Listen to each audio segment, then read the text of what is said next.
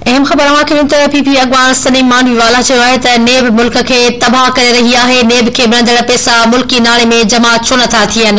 नवाबशाह में जुल्फकार अली भुट्टो फाउंडेशन पारां ॿारनि में शूज़ विराइण वारी तकरीब के खिताब कंदे सलीम मांडवीवाला चयो त नेब सबब माण्हू आपघात करे रहिया आहिनि।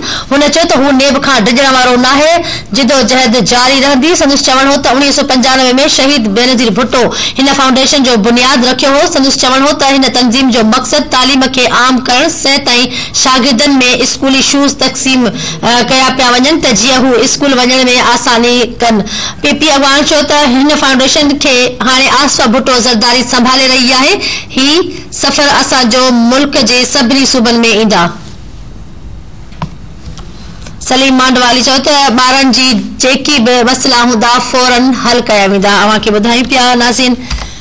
पीपी अगवान सलीम मांडवीवाला चयो आहे त नेब मुल्क के तबाह करे रही है। नेब के मिलंदड़ पैसा मुल्की नाले में जमा छो न पिया थियन। नवाबशाह में जुल्फकार अली भुट्टो फाउंडेशन पारां ॿारनि में शूज़ विराइण वारी तकरीब के खिताब कंदे सलीम मांडवीवाला चयो त नेब सबब माण्हू आपघात करे रहिया आहिनि। सलीम मांडवीवाला चयो त हू डिॼण वारो नाहे, जिदोजहद जारी रहंदी। संदसि चवण हो त 1995 में शहीद बेनज़ीर भुट्टो हिन फाउंडेशन जो बुनियाद रखियो हो। संदसि चवण हो त हिन तंज़ीम जो मक़सद तालीम खे आम करण, सिहत ऐं शागिर्दनि में स्कूली शूज़ विरहाइण आहे त जीअं हू स्कूल वञण में आसानी सां वञी सघनि। इन हवाले सां नवाबशाह का धरती टीवी न्यूज़ जो रिपोर्टर इम्तियाज़ कीरोलियान ते मौजूद है। जी इम्तियाज़।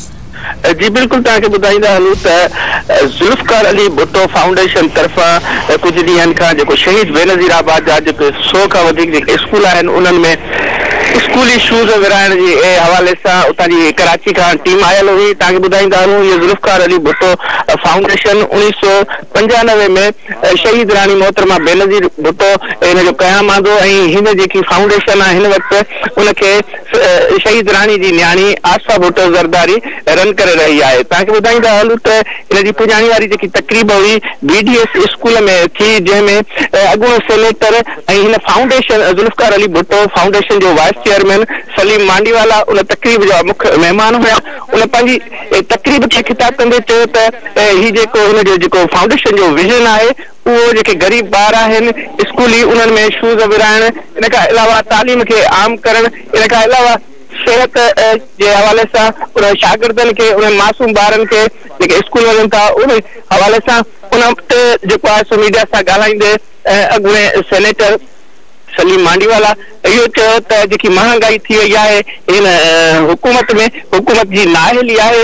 तव्हांखे ॿुधाईंदा हलूं त हुन इहो बि चयो त इन्हनि जी जेकी हुकुमरान जी जेकी मैनेजमेंट आहे सफ़ा ख़राब आहे, इनखे बहितर करण जी ज़रूरत आहे। इन वधीक चयो त जेके नेब पारां जेके केस कया था वञनि उहे सिर्फ़ु सियासत वारनि ते करणु खपनि, पर हू बिज़नेसमैन खे तंग करे रहिया आहिनि ऐं मुख़्तलिफ़ तरीक़नि सां जेको आहे सो बिज़नेसमैन खे तंग करे रहिया आहिनि। हिन वधीक चयो त जेको नेब जेकी आहे उनखे बहितर करणु खपे ऐं नेब जेको आहे मुल्क खे जेको नुक़सान ॾेई रही आहे।